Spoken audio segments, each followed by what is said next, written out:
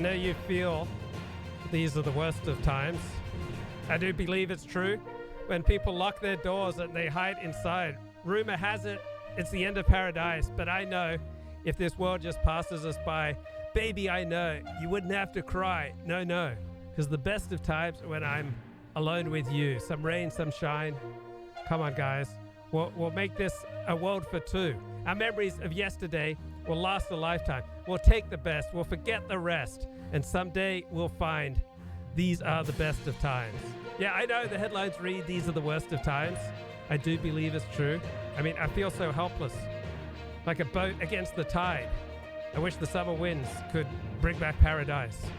But I know if the world turned upside down, baby, I know you would always be around. Because the best of times are when I'm alone with you, just live streaming, talking about the fundamental issues of life. Right? Some rain, some shine. We'll make this a world for two. When I'm alone with you, these are the best of times. Everything's all right. Right? Did you see my epic stream on how riding the bus can save us from climate change? Buses get maligned. Buses get, made fun of in movies and in TV shows that like only losers, right? Only losers ride the bus. That why are you riding the bus? Did your car break down? Did you lose your job? Are you broke? Are you desperate? Is your world falling apart? Well, I say these are the best of times.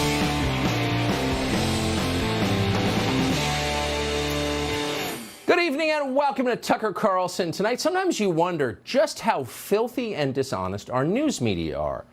You'll be in the shower and you'll think they're bad, but how bad are they? Well, here's one measure of their badness. You can try this at home. Ask yourself, is any news organization you know of so corrupt that it's willing to hurt you on behalf of its biggest advertisers? Anyone who do that is obviously Pablo Escobar level corrupt and should not be trusted. What would that look like when you do that level of corruption? Well, imagine that the Trump administration had made it mandatory for American citizens to buy MyPillow. That's one of Fox News' biggest advertisers. Imagine the administration declared that if you didn't rush out and buy at least one MyPillow and then at least another booster pillow, you would not be allowed to eat out. You couldn't re-enter your own country. You couldn't have a paying job. MyPillow, they told you with a straight face, was the very linchpin of our country's public health system. Now imagine as they told you that Fox, as a news organization, endorsed it, amplified the government's message. Imagine if Fox News attacked anyone who refused to buy MyPillow as an ally of Russia, as an enemy of science. And then imagine that Fox kept up those libelous attacks even as evidence mounted that MyPillow caused heart attacks, fertility problems, and death. If Fox News did that, what would you think of Fox News? Would you trust us?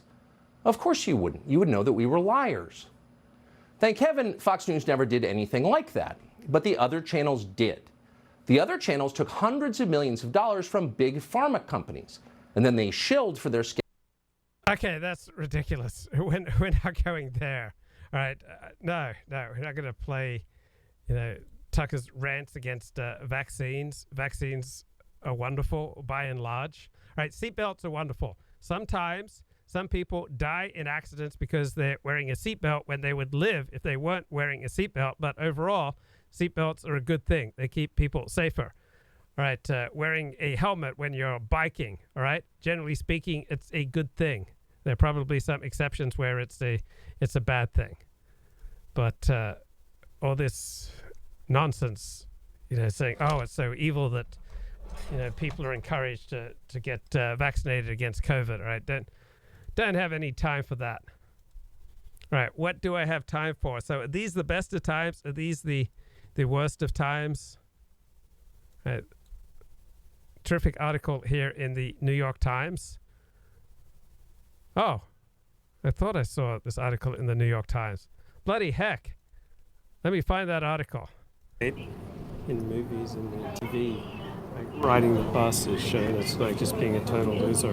That's totally unfair, man. Like our social media is just trying to give this unfair impression of riding the bus when it can be just a perfectly pleasant, perfectly happy experience. It's an opportunity to love and to receive love. and to share your life, your joys, your vulnerabilities with your fellow Los Angelinos, with whom you get to share so much in common. And together, bros, if we ride the bus, we can overcome climate change. Right? Better buses are the key to overcoming climate change. I just read about this in Scientific American. Powerful live stream from a few minutes ago. The advantages of riding the bus, man, could save us. It could save us from climate change. Oh, okay. So it looks like Tucker has moved off vaccines. Here we go. Topic most of us don't know much about because the details are not reported. It was a year ago that every media outlet in the United States, from USA Today to the New York Times, told you it was a dangerous conspiracy theory to believe the U.S. government had ever funded secret biolabs in Ukraine. The idea was ridiculous. In fact, it was Russian disinformation. And then one day, in sworn testimony, Toria Nuland of the State Department accidentally admitted that it was true. Yes, she said, there are many secret biolabs in Ukraine. And, quote, we are now in fact quite concerned that Russian troops, Russian forces, may be seeking to gain control of them. Wait a second, you may be wondering. Why does the U.S. government maintain secret biolabs in a primitive country like Ukraine? Why not Austria? Why Ukraine? And why didn't we dismantle and remove these secret biolabs when the war with Russia started? Nobody ever explained that. This show was attacked for asking the question. Now we have learned that actually it is far worse than just biolabs.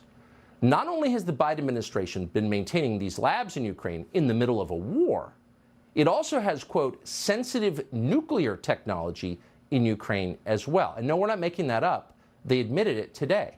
Watch.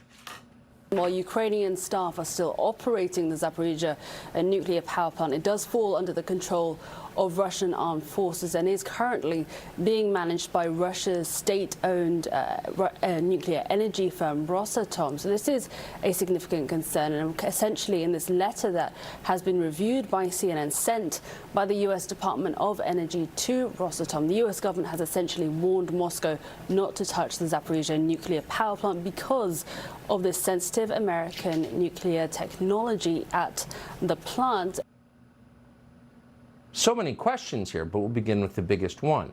What exactly is, quote, sensitive American nuclear technology? Sensitive American nuclear technology? And with the biggest one, probably not to produce energy. No one in the media is going to ask that question.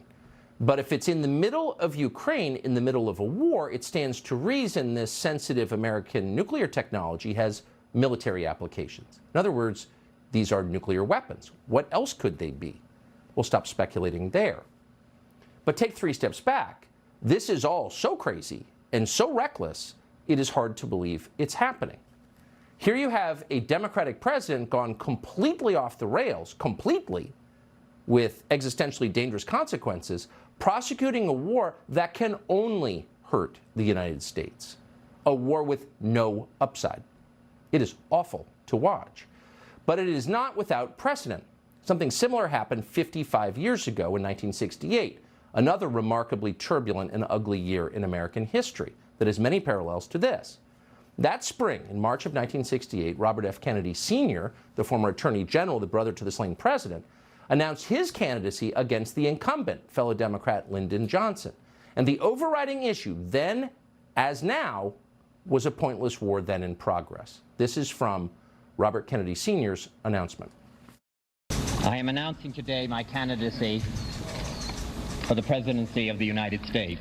I run to seek new policies to end the bloodshed in Vietnam and in our cities, policies to close the gaps that now exist between black and white, between rich and poor, between young and old, in this country and around the rest of the world.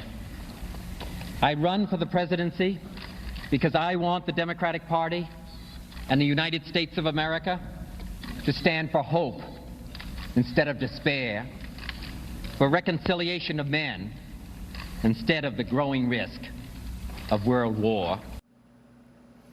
To be clear, Robert F. Kennedy was not against all war on principle. He was against that war because he believed, with a lot of evidence, that it was not helping the United States in any way. But you weren't allowed to say that. He did. Party bosses hated him for that, but rank-and-file Democrats loved him. They put pictures of his face in their homes like icons. In the end, they named a football stadium after him in Washington. That was more than half a century ago. He was, of course, murdered in June of that year. But now Kennedy's son is embarking on a similar challenge to his own party, and for similar reasons. Robert F. Kennedy Jr. announced today that he is running for president in the primary against Joe Biden. Here's part of what he said. Okay, enough of that nonsense. I finally found the New York Times article, guys. All right, it's by a fellow at the London School of Economics. He is writing a history of global crises. His name is Jerome Roos. We don't know what will happen next, right? So you may think these are the best of times. You may think these are the worst of times. You're trying to figure it out. Well, here's the answer. New York Times, we don't know what will happen next. So ours is an age of upheaval, right? There's an ominous mood reigning over the earth. We've got economic turmoil. We have social unrest. We have Black Lives Matter. We have fascism, political instability. The world has been cast adrift, right? The best lack all conviction, right? Things are falling apart. The center cannot hold. Mere anarchy is loosed upon the world. The blood-dimmed tide is loosed and everywhere. The ceremony of innocence is drowned. The best lack all conviction, while the worst are full of passionate intensity.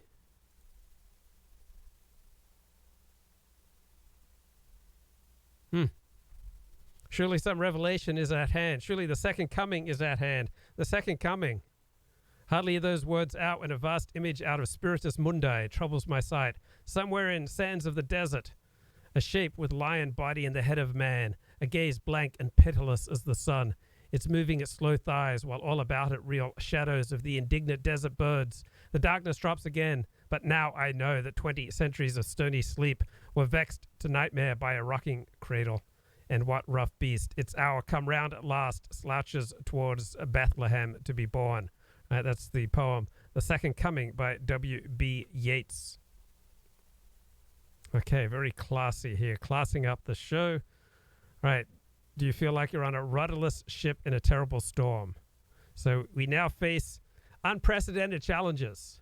Why do we face unprecedented challenges? Because we've changed and the world around us has changed. You can never step into the same river twice. So climate change rapidly altering the conditions of life on our planet. And did you know that 50 years ago, 100 years ago, 1,000 years ago, 10,000 years ago, 10 million years ago, climate change was also altering the conditions of life on our planet because the climate has always been changing. Tensions over Ukraine and Taiwan have revived the specter of a conflict between nuclear superpowers. Breakneck developments in AI are raising serious concerns about an AI-induced global catastrophe. What was it about experimentation in biolabs? Oh, what's that phrase where they like spike protein stuff? They do, experiments with spike proteins, unleashing deadly viruses on the world. All right, this is why we need new perspectives. We need to make sense of this rapidly changing world. Right? Are you able to look outside and see dead people? Or do you just see trees of green and skies of blue and crying children, and you think, what a beautiful world? Well, you're just obviously not spiritually advanced enough to see the apocalypse everywhere. Are you stuck in some kind of progress narrative? Are you maintaining that this is the best of all possible worlds? Right? Both views are equally forceful in their claims. The truth is, none of us know where things are headed. The crisis of our times has blown the future right open. So where are we? We are in a liminal space. That means between, right? Between one space and another. And guess what? We're always in a liminal space, all right? We're always in between. So we have two visions, the best of times, the worst of times, diametrically opposed, but they're really two sides of the same coin. Both perspectives emphasize one set of trends over another. So the optimist can point to all these statistics on how poverty is going down, the world's becoming a better place. Then the pessimists cling to the worst case scenarios. So it's easy to understand the appeal of such one-sided tales. We prefer to impose clear and linear narratives on a chaotic and unpredictable reality. So I believe that. So that's why I'm not terribly definitive in many of the things I say. I recognize that there's so many variables that I can only kind of get a glimmering of the implications of some variables, but the world is far more complex than I can possibly grasp. So to truly grasp the complex nature of our time, we need to embrace its most terrifying aspect, its fundamental openness. Right? It's this radical uncertainty that gives rise to anxiety. So what's the name for this experience? Liminality. Right? It comes from the Latin word for threshold, refers to the sense of disorientation that arises during a rite of passage, when we are betwixt and between, when we are neither here nor there, when we're in a state of suspension. So you can raise your social status by employing the word liminal and liminality. Guys, we are in an interregnum. The old world is dying. The new world is struggling to be born. We're in an epochal shift. These epochal shifts, blokes, they're fraught with danger.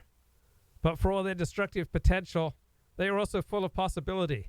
Right? These great upheavals in world history, you can see them as genuine signs of vitality that clear the ground of discredited ideas and decaying institutions. So all these crises, they're just the new nexus of growth. So it is time for us to embrace this Janus-faced nature of our times. That means two-faced, right? Reality is once frightening, yet generative. Did you know that reality was generative? That's pretty awesome. So no longer can we conceive of history as a straight line, either tending up toward improvement or down toward collapse. Crises can be devastating. They can also drive history, progress, and catastrophe. These binary opposites are joined at the hip. Together, they are engaged in an endless dance of creative destruction, forever breaking new ground and spiraling out into the unknown. Wow, there should be a song about that. Here, I've composed an ode for the didgeridoo to liminality.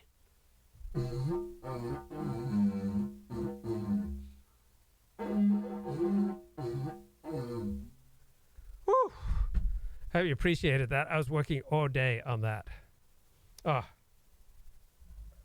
Now, mate, you're probably wondering. I know what you're wondering. I can read your mind. Can I read your mind? Yes, I can read your mind. You're saying, 40, what does Vox have to say? The doomers are wrong, guys, about humanity's future and its past. Vox. The necessity of progress. Right, things are getting much, much better. The doomers are wrong about humanity's future and its past. The necessity of progress. Written by Brian Walsh for The Highlight by Vox. Narrated by Johnny Heller. If I wanted to convince you of the reality of human progress, of the fact that we as a species have advanced materially, morally, and politically over our time on this planet, I could quote you chapter and verse from a thick stack of development statistics. I could tell you that a little more than 200 years ago, nearly half of all children born died before they reached their 15th birthday, and that today, it's less than 5% globally. I could tell you that in pre-industrial times, starvation was a constant specter and life expectancy was in the 30s at best. I could tell you that at the dawn of the 19th century, barely more than 1 person in 10 was literate, while today that ratio has been nearly reversed. I could tell you that today is, on average, the best time to be alive in human history. But that doesn't mean you'll be convinced. In one 2017 Pew poll, a plurality of Americans, people who, perhaps more than anywhere else, are heirs to the benefits of centuries of material and political progress, reported that life was... So I think Steve Bannon is sponsoring Robert F. Kennedy Jr.'s run for president. So I think Steve Bannon and other Republican strategists think it will take support away from Joe Biden and the Democrats. Uh-oh, dirty tricks. More Republican dirty tricks. Scary, scary stuff. Better 50 years ago than it is today. A 2015 survey of thousands of adults in 9 rich countries found that 10% or fewer believed that the world was getting better. on the internet, a strange nostalgia persists for the supposedly better times before industrialization, when ordinary people supposedly worked less and life was allegedly simpler and healthier. They didn't, and it wasn't. Looking backward, we imagine a halcyon past that never was. Looking forward, it seems to many as if, in the words of young environmental activist Greta Thunberg, the world is getting more and more grim every day. So it's boom times for doom times. But the apocalyptic mindset that has gripped so many of us not only understates how far we've come, but how much further we can still go. The real story of progress today is its remarkable expansion to the rest of the world in recent decades. In 1950, life expectancy in Africa was just 40. Today, it's past 62. Meanwhile, more than 1 billion people have moved out of extreme poverty.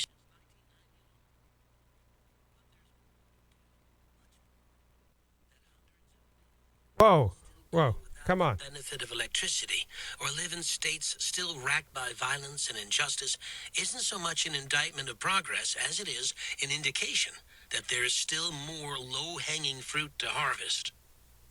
The world hasn't become a better place for nearly everyone who lives on it because we wished it so. The astounding economic and technological progress that has been made over the past 200 years is the result of deliberate policies, a drive to invent and innovate, one advance building upon another. And as our material condition improved, so, for the most part, did our morals and politics, not as a side effect, but as a direct consequence. It's simply easier to be good when the world isn't zero-sum. Which isn't to say that the record of progress is one of unending wins. Yeah, guys, it's a lot easier to be good when you stop looking at the world as zero sum. Like, can't we just, cooperate and make things better together? Okay, Half Galician, you are here. You have my phone number. You can call in. And tonight's the night, Half Galician, that will make history. Tonight's the night we will embody strength and honor. Okay. Scary stuff here in the New York Times. What Republicans are doing is one of the odd and scary things about American politics. This is Thomas Edsel's weekly column.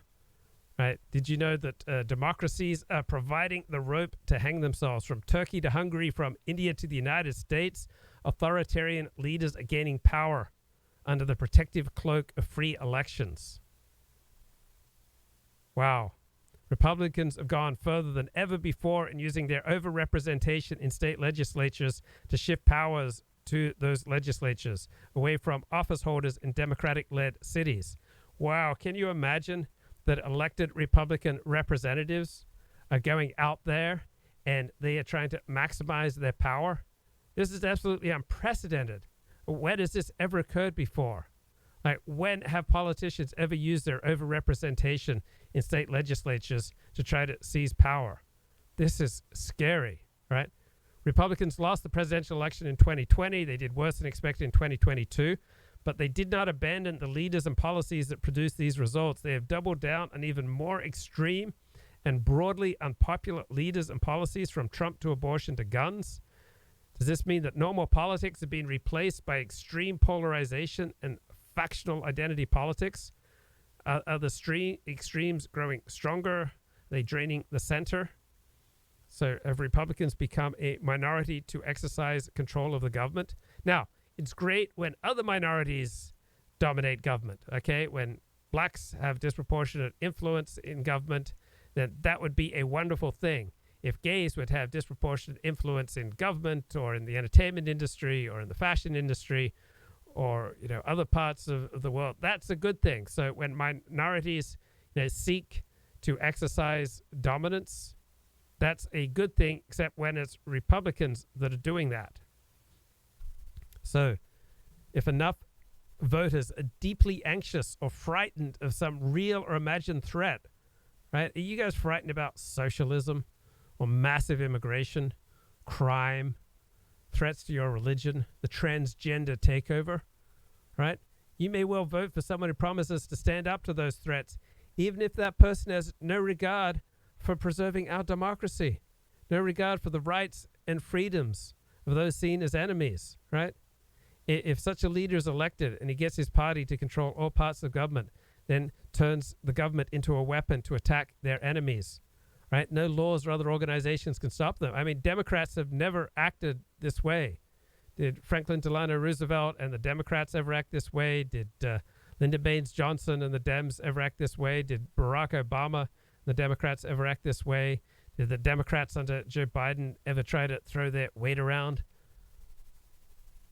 So should the Republicans gain control of the House, Senate, and the presidency in 2024, you know what they're going to do? They're going to impose their views.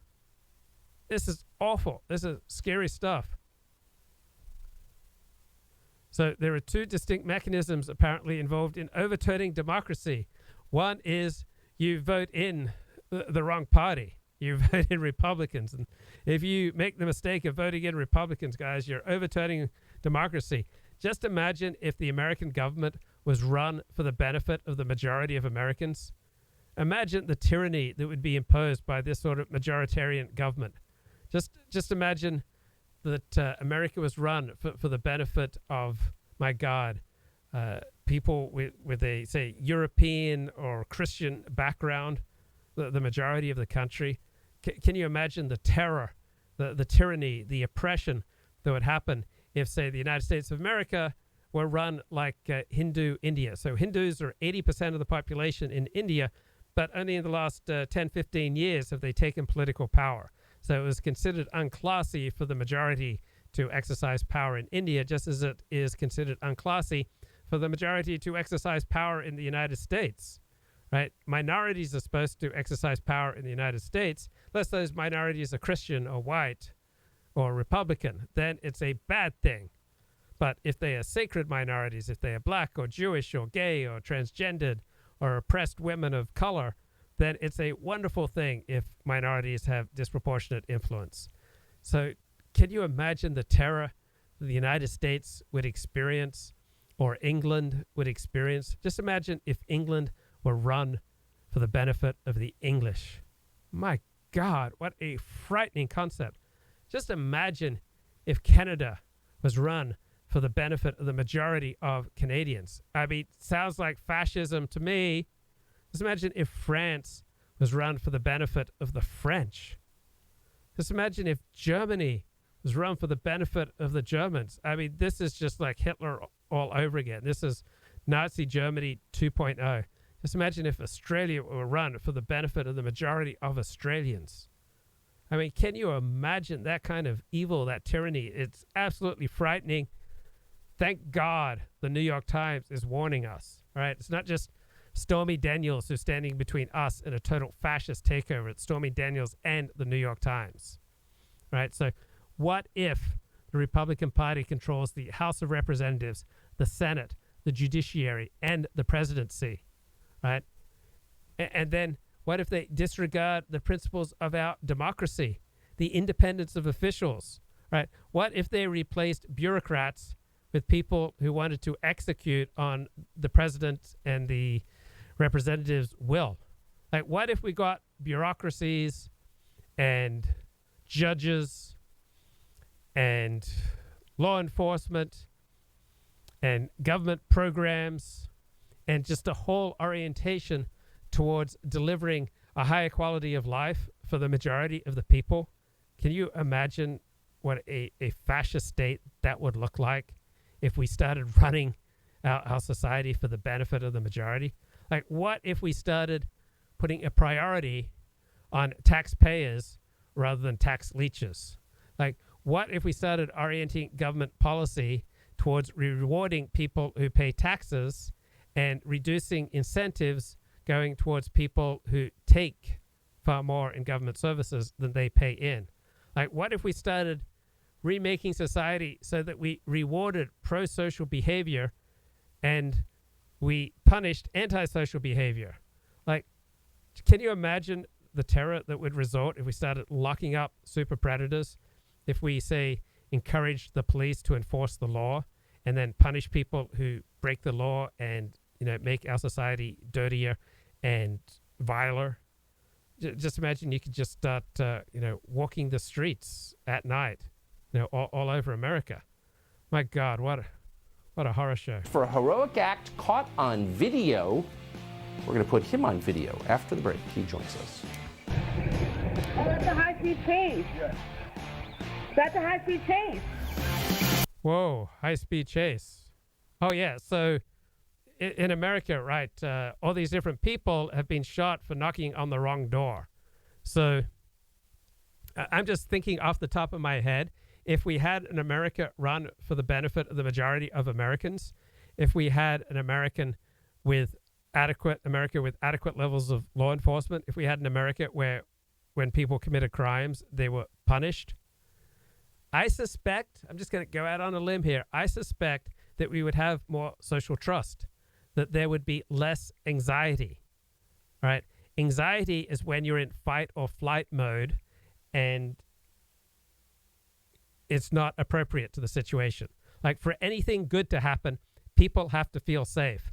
So I'm just curious, off the top of your head, do you think people would feel more safe if the police were encouraged to enforce the law, or less safe? Do you think people would feel more safe if rapists and murderers and people, walking around with illegal possession of firearms were caught and punished according to the law? Or would you feel less safe if that happened? I would feel more safe. Like, I would like to see police, arresting people committing violent crimes. I would like to see stop and frisk all over the country. I would like to see people who are illegally carrying firearms arrested and put in prison. I would like to see, felons who illegally possess firearms, put in prison for a long time. I would like to see rapists and torturers and murderers and people who inflict grievous bodily harm put in prison for a long, long time. That's my vision. But I suspect if we did that, all right, if we simply did that, if that's all we did was that we enforced the law, locked up super predators, we would have Gan Eden. We would have a Garden of Eden in America. We would have a dramatic reduction in violent crime. We would have an accompanying increase in social trust. And you would have far fewer examples of people shooting people who simply knocked on the wrong door. Hey, why do people shoot people who knock on the wrong door? Because they have disproportionate amounts of anxiety. So why do people have disproportionate amounts of anxiety? Why are they so frightened? Well, part of it is that there's, various members of the news media on both the right and left who get ratings and who get a feeling of importance by telling you that we're living in a civil war, that America is just becoming like Nazi Germany and Soviet Union, or it's getting a fascist takeover. Right, with all that kind of talk, and you listen to it, you take that seriously, you can have more anxiety. What happens when you have more anxiety? You are more likely to get triggered to just start blasting away. So, yeah, I am for an America that rewards the pro-social and punishes the anti-social, even if it has a disparate impact. I know that's a pretty controversial thing to say, but I suspect that if we start rewarding taxpayers and start discouraging people who simply leech on the system, abuse the system, suck the system dry without contributing much back to society, I suspect we'd have high levels of social trust. We'd get along better with each other. We would feel less anxiety. We would feel safer, right? And we wouldn't have such disproportionately extreme, violent reactions to an unexpected stimulus, such as a stranger knocking on your door or driving up your driveway. These things don't happen in a vacuum. They happen because we're having a massive increase in violent crime that was brought about by our elites, right? It wasn't brought about primarily by the scum of the earth. Our elites set forth to discourage the police from doing their job. They stigmatized and attacked and discouraged and disciplined police who did their job, told police to stop enforcing the law, stop making traffic stops. As a result, you've had a dramatic rise in traffic fatalities, in pedestrian fatalities, in murder, in violent crime. We've had an increase in dislocation, a decrease in social trust. So people are going to be triggered, right? Nothing good happens until someone feels safe. That's true if it's on a date or if you're sitting at home, walking down the street, riding a bus, right? You're not going to open up to strangers. Right? You're not going to deal flexibly with a challenging situation unless you feel safe. Right? I'm standing before you right now, and my neck is free. Do you see my forehead just crinkled in worry? No. No, I'm feeling free and easy, right? I'm not being triggered because I do the Alexander technique. Killed, the more you look at the details, and we have, the more clear it is that somebody got inside the most secure federal lockup in our most populated city and murdered Jeffrey Epstein. But who? Well, the Department of Justice is in charge of finding out who, of course, and they say they have had an investigation for almost 4 years. So periodically we reach out to DOJ and ask, how's the Epstein investigation going? We called today again. They told us they'd complete and publish their report soon. We also thought it'd be worth reaching out to the NYPD. We wanted to know what was said in any 911 calls from the federal lockup in New York on the day that Epstein was found dead. NYPD has just turned over one of those calls to us, and it reveals the truth. Here it is.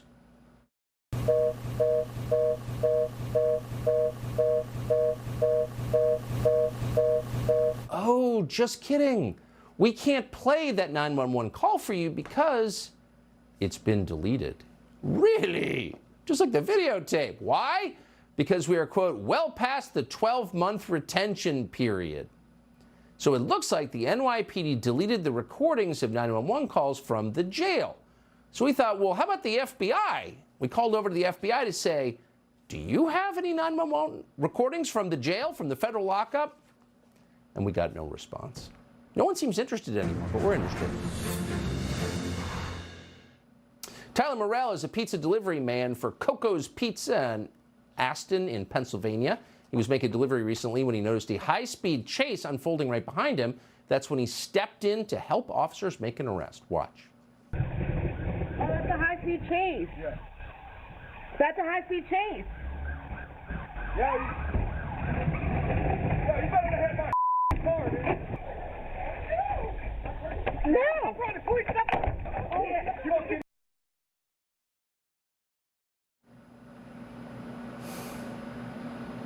Holy smokes! Tyler Morrell, our employee of the month, joins us. Okay, that's pretty cool. So anyway, back to this threatened majoritarian takeover of the United States. You know, there's no bigger threat to democracy than majority rule. I mean, majority rule is just going to be the end of democracy, right? Can you think of anything more anti-democratic than majority rule? Very scary stuff, right? Back to the New York Times. Sadly, none of the institutions of democracy can prevent majority rule. Did you realize that? Our institutions, guys, cannot prevent majority rule, the arbitrary and autocratic rule of the majority. The United States has so many safeguards for minority rights that it is conceivable that a minority party could obtain complete control of all levers of government. Well, it depends on which minority party, right? Whether this is good or bad. But a determined effort to twist and benefit these various opportunities and rules means that a party that represents a minority of the people can, in the United States, control the House majority and the presidency, enabling an oppressive government restricting freedom and ruling autocratically and imposing the goals and beliefs of a minority on an unwilling majority. So if Republicans follow the rules of the game, right, but they're simply more adept about it, just like, I'll admit it, the Democrats were more adept at changing voting rules for the 2020 election, right? They reduced the chances of a ballot being ruled invalid because they knew most of their voters would be voting mail-in. So they multiplied the ease with which you can do mail-in balloting. They decreased the ways that you would not count a mail-in ballot. They, got out their vote. They discouraged Republican votes. They played the system more effectively, and that's a wonderful thing. But if Republicans would do the same thing and take power, then that would be awful, right? You'd have an oppressive government restricting freedom and ruling autocratically, unlike when the Democrats do it.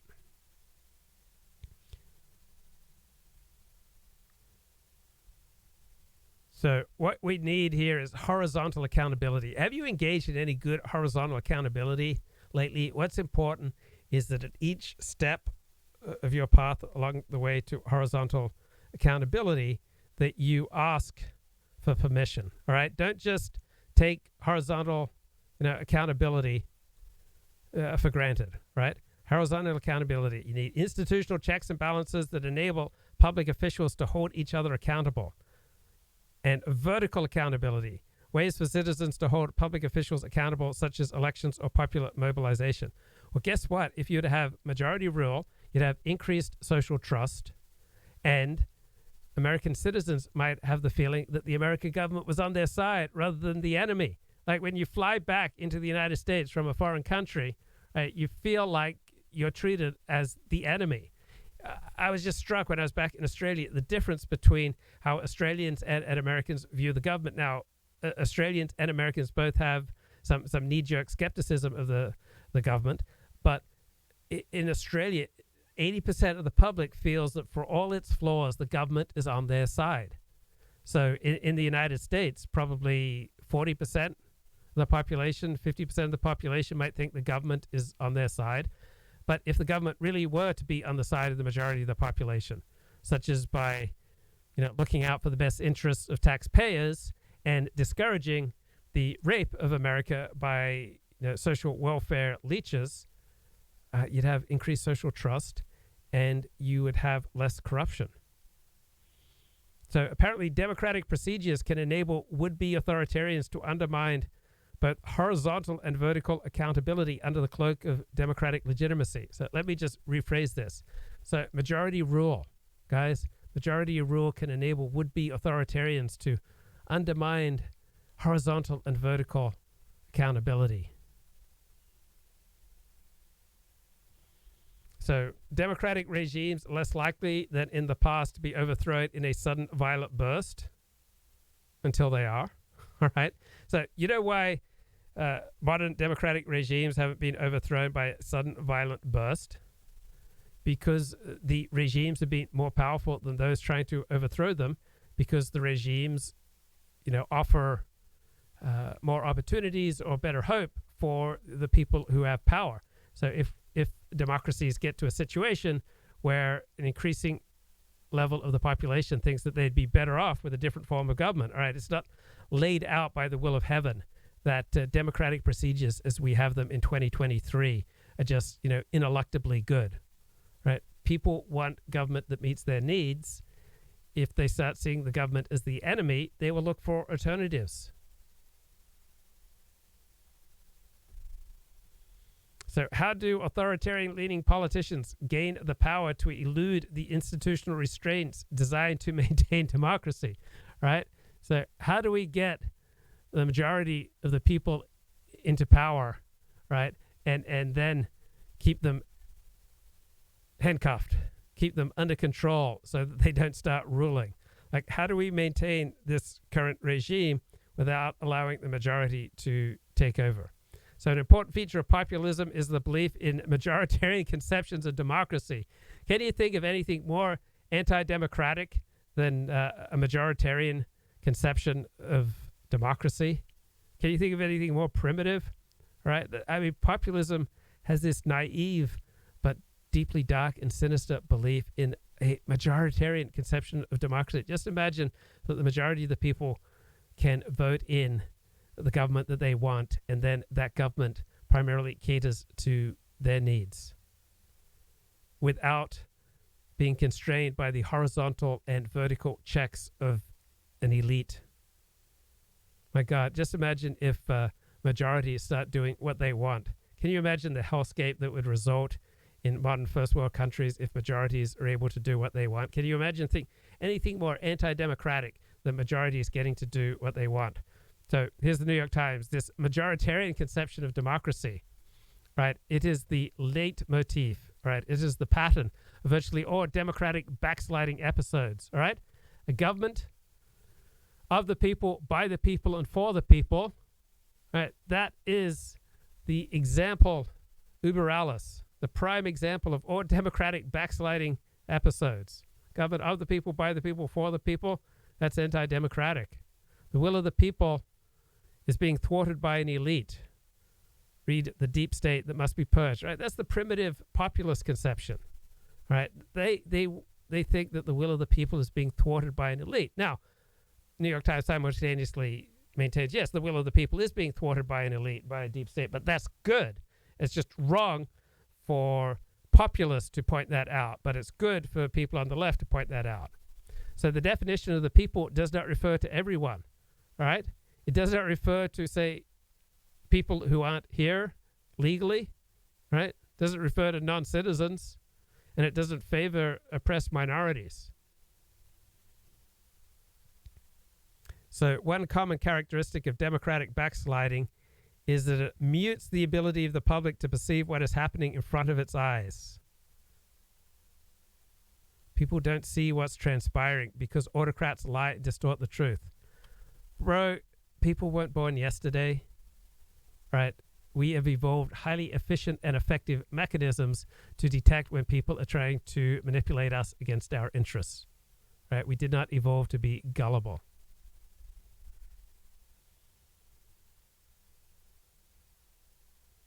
All right, we got more academics here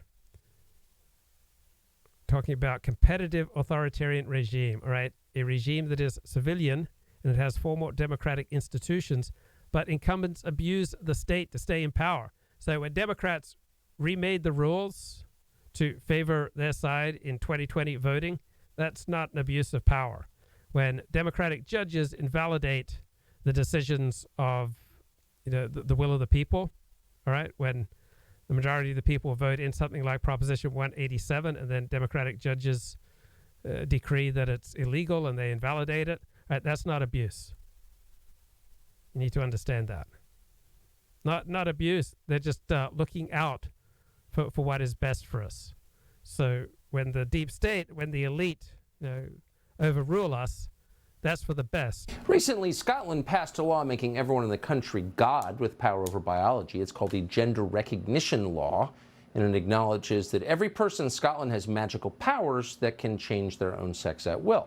So a rapist called Isla Bryson naturally took advantage of that. After arrested, he said he wanted to be in a women's prison because now he's a woman, because he's magic.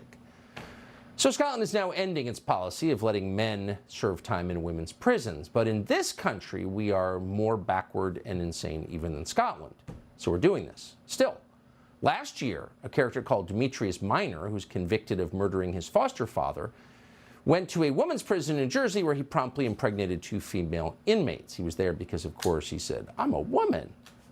So brave protesters are calling for an end to this grotesque insanity. Activists with the group Get Men Out held a protest at the state capitol in Trenton on Friday, and of course Antifa showed up to threaten them. Watch.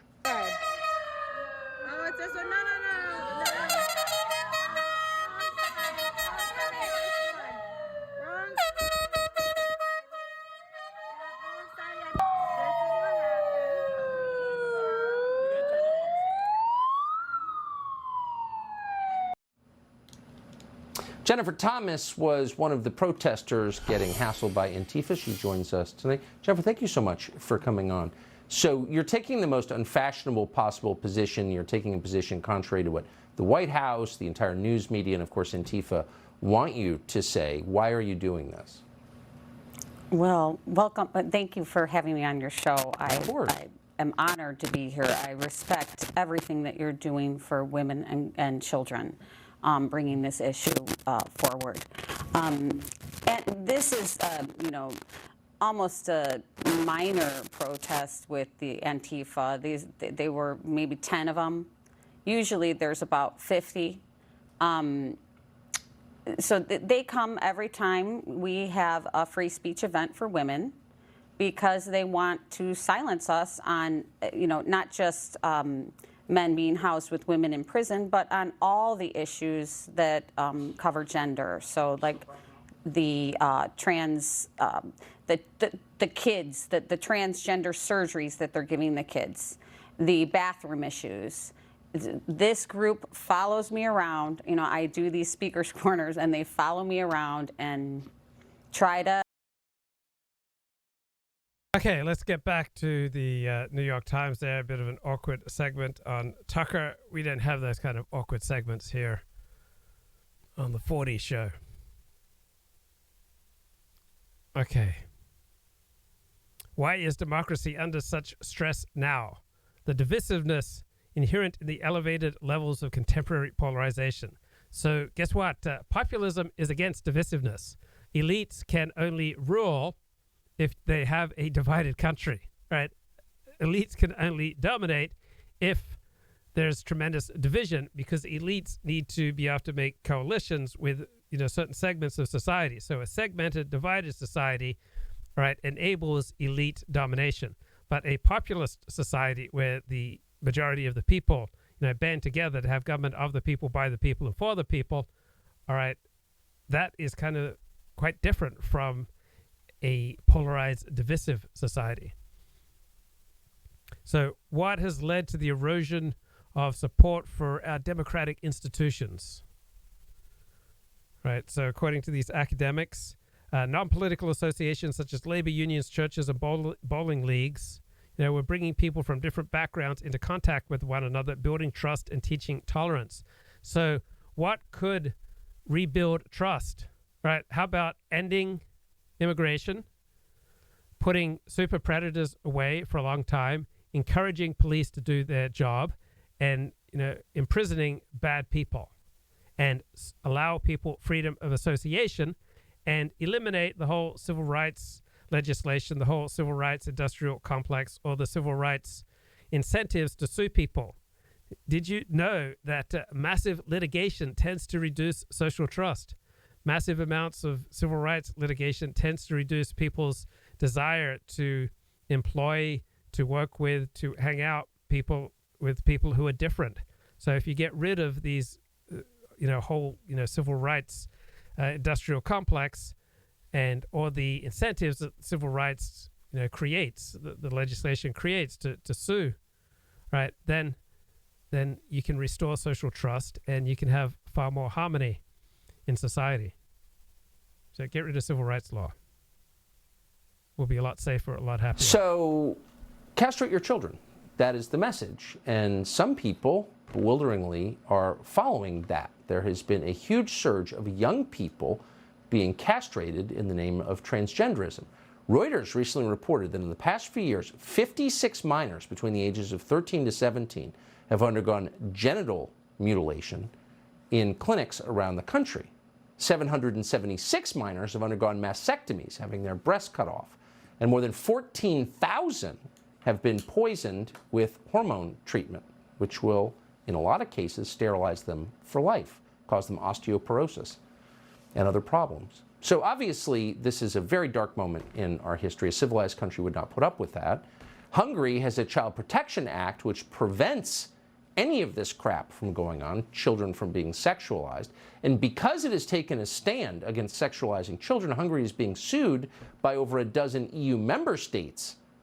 Balázs Orbán is the political director for Hungarian Prime Minister Viktor Orbán, one of the smartest people we've ever talked about politics, and he joins us tonight. Balázs, thank you so much for coming on. Okay, so we'll keep an eye on Tucker's show, and keep an eye on Hungary. Like a lot of great things are coming out of Hungary, because the current Hungarian government is run for the benefit of the majority of the people. All right, let's get back to this New York Times article. So apparently the Republicans, instead of focusing on the federal government, they are focusing on the obscure world of election machinery. Come on, they're supposed to just leave that to the Democrats. Republican majorities are passing laws to favor Republicans. Whoa. Our whole system is under assault from the ground up. Republicans are getting interested in the mechanics of voting. Right? This is a systematic attack on state and local election machinery. So if democracy fails in America, it will not be because the majority of Americans is demanding a non-democratic form of government. Well, look, people want a government that's on their side. And the particular procedures don't matter nearly as much, right? Is the government on your side or not? That's what people care about. So these academics says an organized, purposeful minority, right? If it's a populist movement, it would need to be the majority. seizes strategic positions within the system, subverts the substance of democracy while retaining its shell. So the authoritarian trend is becoming harder to miss, say these academics. So remember Francis Fukuyama wrote an essay and a book about the end of history, but over the last 15, 17 years, liberalism has been in decline around the world. You know what? Liberalism has been in decline around the world because it hasn't been as effective in meeting people's needs as alternatives to liberalism, right? Liberalism will rise in power and influence when it is more effective than alternatives at meeting people's needs, keeping them safe, providing them with a higher quality of life. When liberalism deteriorates the quality of their life and increases, levels of violence and threat, then people are incentivized to look for alternatives to liberalism. It is human nature to seek personal autonomy, dignity, and self-determination. Yeah, but there is nothing inevitable about the triumph of democracy. Right? Yeah, people want autonomy, safety, dignity, self-determination. The particular, legal apparatus that accompany that is not so important, right? People want autonomy, dignity, self-determination. They want a happy life. They want a government that's on their side, and the particulars are not going to be nearly as important to them. Right? Everybody knows what Fox News is now. New York Times. And this was a devastating blow to Fox. I mean, they were lying for their audience. And the best quote on this whole controversy with Dominion comes from Tucker Carlson, right? So he said that Sidney Powell's views, right, the Trump advisor, the Trump lawyer who is pushing Stop the Steal, he called her views insane. Then Tucker Carlson added, "Our viewers are good people and they believe it." Right? That's the essence of the Fox position. Our viewers are good people. They believe the Stop the Steal insanity. And don't you deserve to feel good? Don't you deserve to feel pleasure? Like, don't you deserve to feel right about your beliefs, about your enemies, about how you have been cheated? Right? Don't you deserve a safe space to keep believing what you want to believe? Why should Fox News make it harder for you? Right? Fox News creates a particular reality bubble, and it defers to the beliefs of its audience, right? This wasn't Fox telling the audience what to believe. This was the audience telling Fox what Fox needed to believe, or at least give the appearance of not believing. Good point there, the New York Times. Will this be the India century? 4 key questions. Okay, a lot of coverage in the New York Times today about will this be the Indian century, but they never mentioned IQ, right? The average IQ in India is about 82. So to put that in perspective, the average African American IQ is 85. So on average, Indians have lower IQs than the average African American. So I'm going to go out on a limb, and I'm going to wager that this will not be the Indian century, right? You can't dominate the world, right? You can't be prosperous and free. You can't be, incredibly innovative and powerful when your country has an average IQ of 82. Oh, man. Don Willis says, I've given an uninspired reading and interpretation, and he's tuning back into the Bruins game. Oh, how he wounds me. But it's crazy. You have all this New York Times analysis, paragraph upon paragraph, torrents of thousands of words on whether or not India will rule the 21st century and what India will need to do to rule the 21st century. And did you know what India needs to do to rule the 21st century? They need to get more women into the workforce. They need to get more women with higher education. All right? If only they do that, then they'd stand a chance, supposedly, of dominating the 21st century. Well, it's really hard to dominate the 21st century when your country has an average IQ of 82. Right? The average IQ in China is about 105. Average IQ in Singapore is about 108. In Japan, South Korea, again, about 105. In the United States, it's about 98. India, with an average IQ of 82, is not going to rule the world. Who do I like better, Tucker or Prager?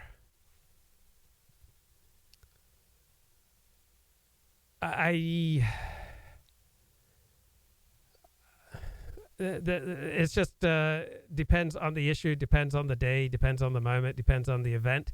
So I don't look to either of them for wisdom, but they are useful for providing me something to leap on, to leverage on, to make a point on, or to at least just like catch my breath. All right, I'm like broadly sympathetic with the broader strokes of their politics. So when I need to catch a breath to gather myself for my next thoughts, all right, then I'll play some Prager or some Tucker Carlson, but I would not look to either for wisdom.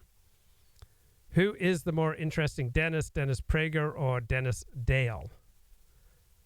Depends on the day, depends on the moment, depends on the situation.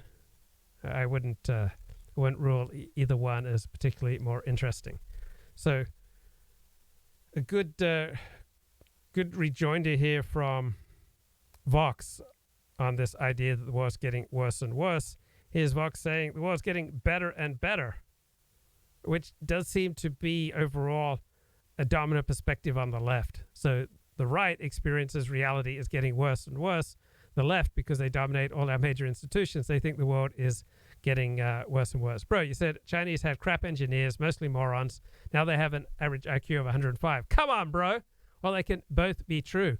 China has a lousy educational system, right? Even engineers have to spend about a third of their time studying the works of Chairman Mao. Only about 1 out of 7 Chinese engineering grads have the stuff to make it in an engineering position outside of China. The raw material is pretty good there in China, but the system is absolute crap.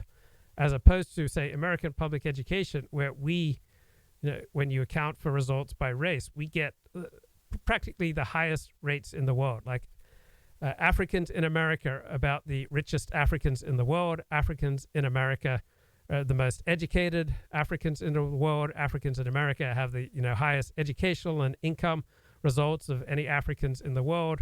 Asians in America pretty much make more money, have higher educational attainment than Asians elsewhere in the world. Chinese people don't even watch the Luke Ford stream. China is wasting its talent. China is wasting its talent. China has a communist system that does not incentivize the best of people. Yeah, Xi Jinping needs to watch this show. Imagine how much better he could be. No one in Washington seemed to follow up on it. Was presented as so many news stories are backward. Russia. But here's the actual point of the story. The Biden administration just admitted that there is, and we're quoting, American nuclear technology in Ukraine at a power plant. And apparently that plant has fallen under Russian control. So what exactly is this sensitive nuclear technology that belongs to the United States? Why wasn't it removed before the war? Does it have offensive capabilities? And isn't this all completely crazy and dangerous? Joe Kent is a former U.S. Army Special Forces officer. He is running for Congress from Washington State in the upcoming cycle. He joins us tonight. Joe, thanks so much for coming on. So no one is asking the obvious question, which is what could... Yeah, so I agree with Tucker that we shouldn't be sending Ukraine tens of billions of dollars and weapons. I agree with Tucker that we should be restricting immigration. I agree with Tucker that we need more law and order, more law enforcement. We need to put more bad guys in prison. Right, but let's get a contrary perspective here from the left-wing publication Vox. Which isn't to say that the record of progress is one of unending wins. For every problem it solved, the lack of usable energy in the pre-fossil fuel days, for instance, it often created a new one, like climate change. But just as climate change is being addressed primarily through innovation that has drastically reduced the price of clean energy, so progress tends to be the best route to solving the problems that progress itself can create. Though historians still argue over what the writer Jason Crawford calls the roots of progress, the fundamental swerve was the belief that, after eons of relatively little meaningful change, the future could actually be different and better. So aren't you curious why people on the right see the world as just deteriorating and falling apart? And it's the dominant stream, perhaps the dominant strand of thinking on the left, is that the world's getting better and better. Why? Doomerism that risks overtaking us erodes that belief and undercuts the policies that give it life. The biggest danger we face today, if we care about actually making the future a more perfect place, isn't that industrial civilization will choke on its own exhaust, or that democracy will crumble, or that AI will rise up and overthrow us all. It's that we will cease believing in the one force that raised humanity out of tens of thousands of years of general misery, the very idea of progress. How progress... So, yeah, traditionalist people on the right tend to think things were better in the past. People on the left think things are getting better and that we can have new institutions, new types of families, do things in a new way, make everything much, much better. So the left tends to look to the future as the happy place. The right tends to look to the past as the happy place. Solves the problems we didn't know were problems. Progress may be about where we're going, but it's impossible to understand without returning to where we've been. So let's take a trip back to the foreign country that was the early years of the 19th century. In 1820, according to data compiled by the historian Mihail Motsos, about 3/4 of the world's population earned so little that they could not afford even a tiny living space, some heat, and hopefully... And what does Luke Ford think? Right? Do I think the world's getting better or worse? I'm not sure. I'm right in the middle. I don't have a knee-jerk response. I think some things were better in the past. Okay, you had more family solidarity. You had, higher levels of social trust. You had more coherent societies, right? So a whole lot of things were better in the past. I think morality was better in the past. On the other hand, many forms of technology are better now. So, we've learned some things, and we've got more regulation now, and in many ways, the increased regulation is for the good. I think it's a good idea that people wear seatbelts. I'm open to the idea that electric cars may reduce pollution. So I'm in the middle, right? I just try to understand both sides, right, rather than coming out with a lot of definitive hot takes on my own. Luke, the centrist, Luke Ford. Radical moderate, Luke Ford. So, I mean, you know my overall views, right? I believe different people have different gifts. I'm at ease with inequality, all right? My, highest priority is not, democratic institutions. My highest priority is, getting a government that's on the side of the majority of the population. So in those ways, you would call me right-wing. Enough food to stave off malnutrition. It was a state that we would now call extreme poverty, except that for most people back then, it wasn't extreme. It was simply life. Yeah, Ricardo, man, he's got a gift. Luke, I've never met a position I wouldn't situationally adopt. I mean, it's true. There's almost nothing that is human that is foreign to me. Genocide or molesting kids, like, okay, that's totally foreign to me. Torturing people is foreign to me. So, the LGBTQ thing is foreign to me.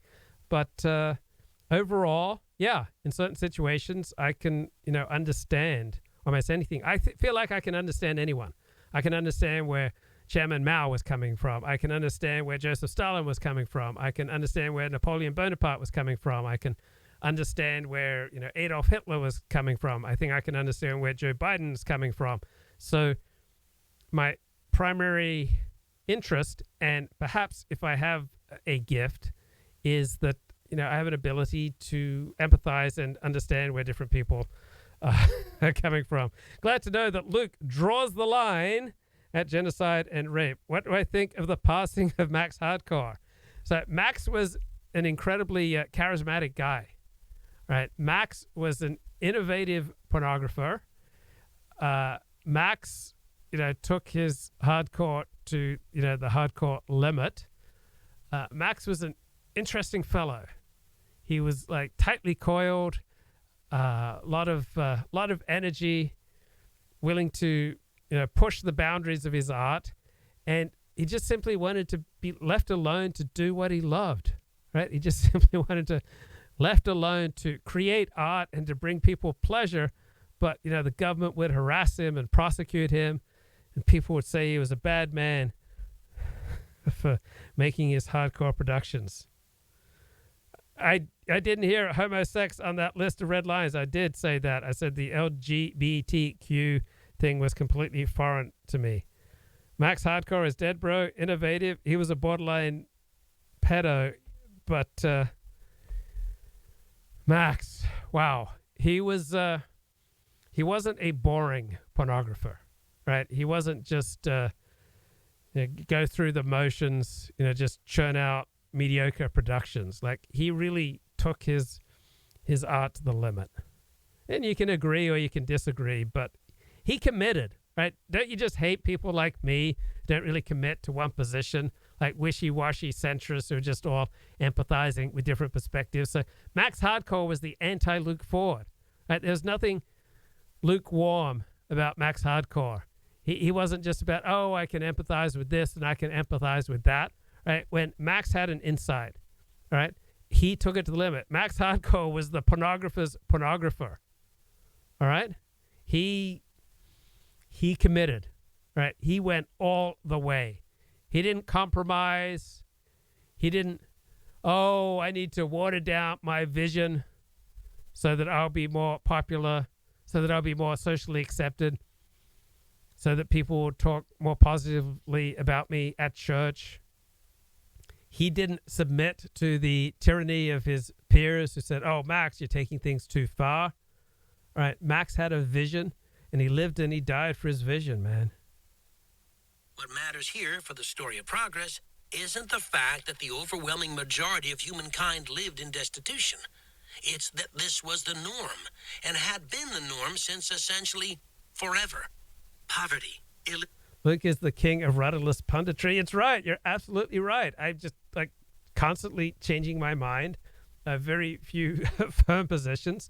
I just try to understand where different people are coming from.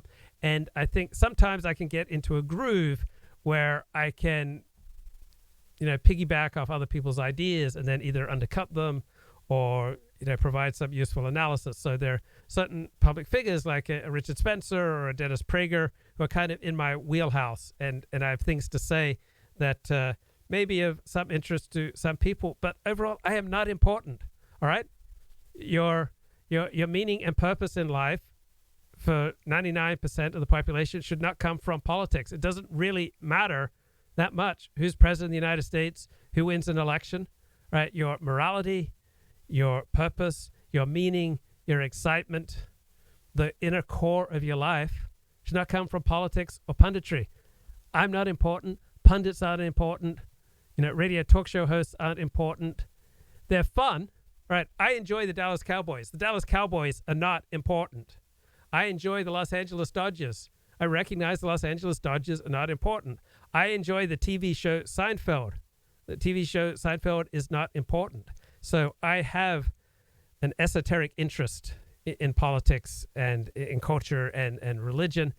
But, who wins, who loses the next election? Are the Democrats the real racists? That's not very important.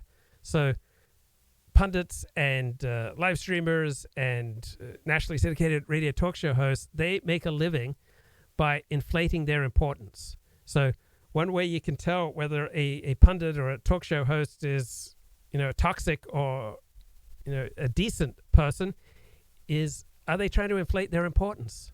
Right? Are they claiming that they have all sorts of revolutionary insights into life, such as there's a civil war going on all around us, we're becoming like Nazi Germany, we're becoming like the Soviet Union, right? Those are insights that you don't get from simply observing reality, right? You have to have someone who sees more than what's there to tell you such things. And that inflates the value of someone who can provide you with those insights that reality cannot provide you.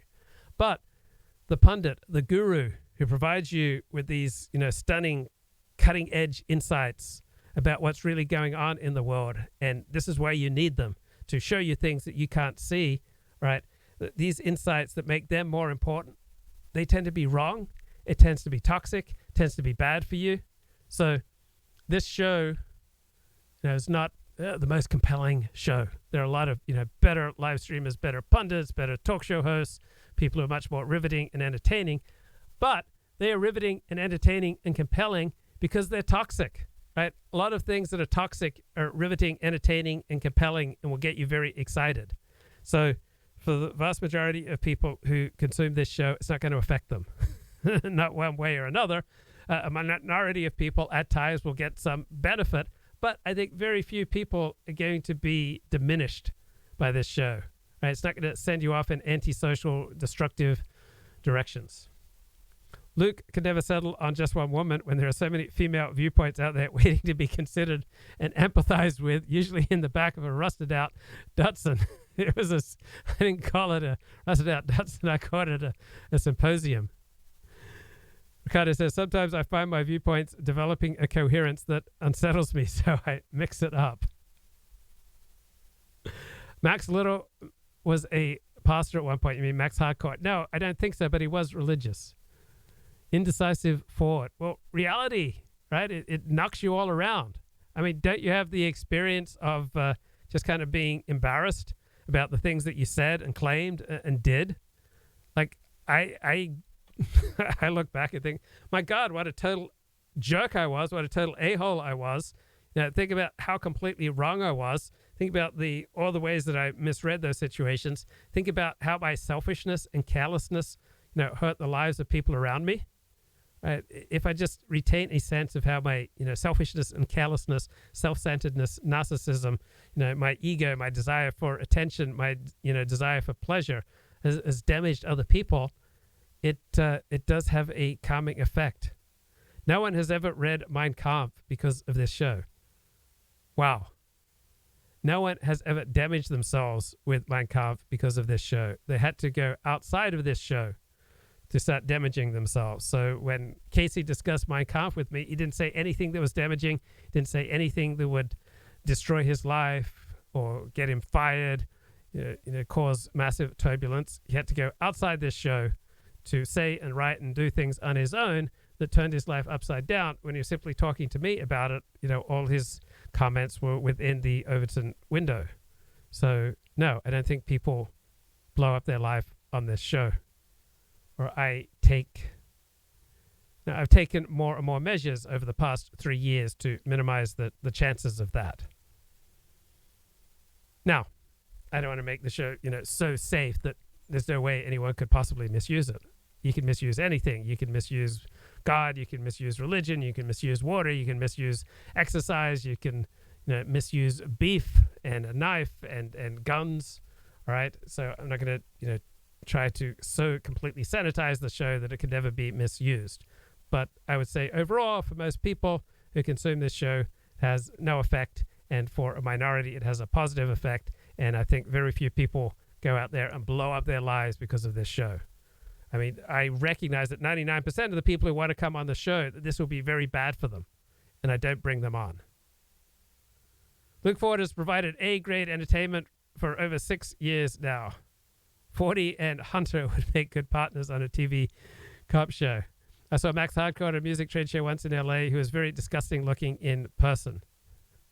Well, when I knew him, he was much more vibrant and alive. So perhaps the years were unkind to Max as they are to many of us. His simplest fact about the great fact might be this. Without it, chances are I wouldn't be writing this article, and you wouldn't be listening to it. Between 10,000 BCE and 1700, the average global... Wait, what do you think of my point that it's useful to analyze gurus and pundits on the basis of, does what they have to say make them more important? So J.F. Garapi published a book about how, I think, AI or some version of it could destroy the world. Right? That's a claim for importance. Dennis Prager says there's a civil war that's raging around us. Tucker Carlson, night after night, saying the elites are trying to screw you over. Right? So these are all pundits who are making claims for preeminence. They're making claims for the importance of what they have to say. They are, offering you secular forms of salvation. And but on contrast, I come here and say, not only do I have no salvation, none of them do either. The core of what matters in your life is your family. and your friends, and that elections don't matter. It's fun to analyze them. It's fun to try to figure out what's going on in the world around us. It's a good thing to try to make a difference in the world, but it's very hard to do.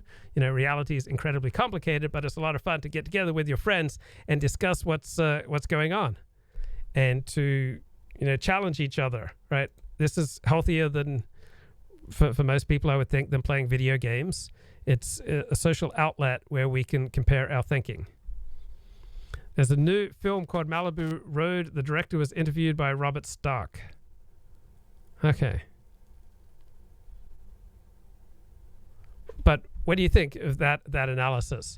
Is the guru, is the preacher, is the pastor, is the talk show host, is the live streamer, right, elevating himself, elevating his importance, his preeminence, the necessity of joining with him?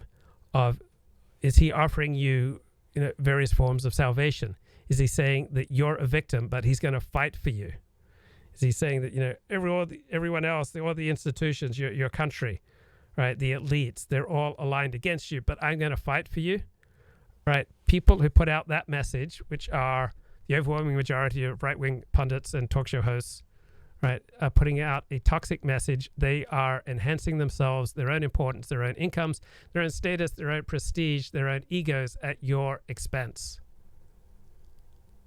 So someone who says what's most important in your life is your family, your friends, finding satisfying work and hobbies, right, is also saying, I don't have much importance, which I think is true, but isn't exactly, a thrilling platform for a talk show host. It's a real shame that Bo Hunter died. Imagine how much more he could have gotten away with than Hunter. Let's get a bit more from Vox. BCE and 1700, the average global population growth rate was just 0.04% per year. And that wasn't because human beings weren't having babies. They were simply dying in great numbers at birth, giving birth, in childhood from now preventable diseases, and in young adulthood from now preventable wars and violence. We were stuck in the Malthusian trap, named after the 18th century English cleric and economist Thomas Malthus. Okay, Fox News says, new bombshell report in Hunter Biden investigation. I don't know what it is, but I'm going to warrant that it's not really that important. It's a bombshell report, all right? It's going to compel your attention, but most of what the news talks about is not important, and most things that are important are not talked about in the news. Dennis Prager says the significant are really famous and the famous are really significant. The trap argues that any increase in food production or other resources that allowed the population to grow was quickly consumed by that increased population, which then led to food shortages and population decline. It's striking that one of the few real spikes in wages and standard of living in pre-industrial times came in the aftermath of the Black Death, which killed off perhaps 30% of Europe's population. Those who survived were able to command higher wages to work empty land. But a deadly pandemic is no reasonable person's idea of a sustainable economic growth program. Viewed from one angle, human population before the Industrial Revolution was in an ecological balance of the sort we might aim to preserve if humanity were just another wild species plowing its environmental niche. So anyway, interesting Vox article saying the doomers are wrong about humanity, that humanity's future is quite bright. That's it. Take care. Bye-bye.